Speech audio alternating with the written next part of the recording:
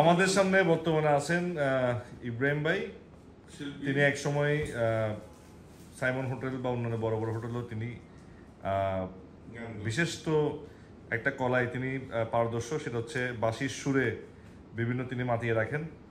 বর্তমানে তিনি তার মায়ের কাছে থাকার জন্য, মায়ের চিকিৎসার জন্য স্ট্রাগল করছেন এবং তিনি ওই চাকরি ছেড়ে বা বিশেষ ভালো সুবিধা ছেড়ে তিনি এখন বিনোদন দিচ্ছেন। এটাও এক ধরনের একটা কলা যেটা মানুষ অবশ্যই হারিয়ে যাচ্ছে আমাদের সমাজ থেকে। তো ইব্রাহিম ভাইকে রিকোয়েস্ট করবো আপনার চয়েসের কিছু গান বা আপনার সুর তুলেন, একটা ভিডিও হচ্ছে।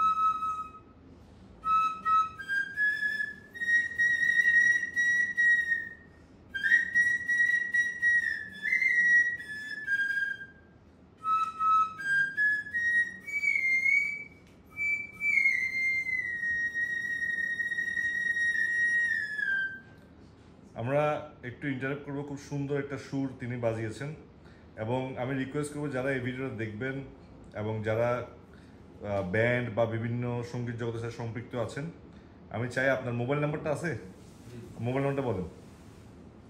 আমরা এখন হ্যাঁ মুখস্থ আছে, মুখস্থ বলেন মোবাইল নাম্বার।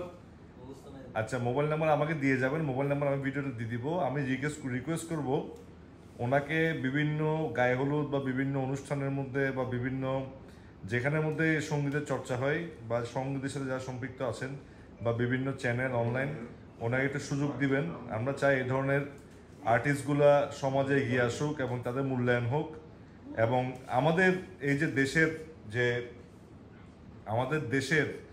যে বর্তমানে আমাদের সংস্কৃতিগুলো যে হারিয়ে যাচ্ছে, তার মধ্যে এই যে বাঁশি যে শিল্পটা, হ্যাঁ বাঁশি বাজানোর শিল্পটা, সেটা অনেক প্রাচীনকালের। বিভিন্ন কবি এই বাঁশির মাধ্যমে, তাদের সুরের মাধ্যমে তাদের সাধনা জ্ঞান এবং কবিতা চর্চা করেছেন।